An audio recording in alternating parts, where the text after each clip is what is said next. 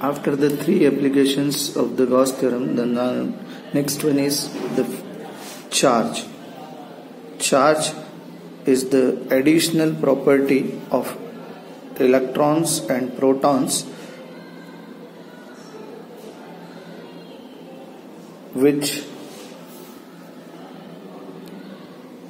gives rise to the electrostatic force is called charge. It is a scalar quantity and it is of two types. The first one is positive charge.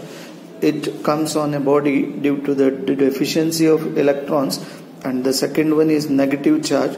It is due to the excess of electrons. The dimensional formula of charge is a to the power 1 and t to the power 1, where a is the fundamental unit, that is ampere. SI unit of the charge is coulomb and CGS unit of charge is straight coulomb. The relation between coulomb and straight coulomb is this: 1 coulomb is equal to 3 into 10 raised to power 9 straight coulomb.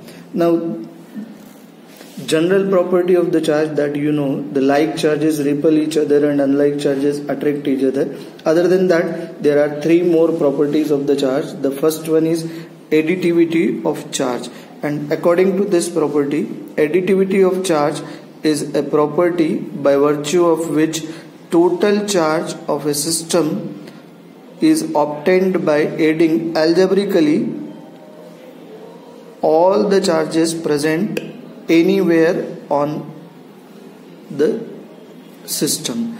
That means algebraically means we have to consider the signs of the charges, because as you know, the charge is not a vector quantity, it is a scalar quantity, so it does not have any direction. But here when we are adding the charges, we have to consider their sign, therefore the word algebraically used. Now suppose there is a system and on that system there are different charges and they are supposed Q1, Q2, Q3 up to Q1. When we want to find out the total charge, that Q will be equal to Q1 plus Q2 plus Q3 up to Qn.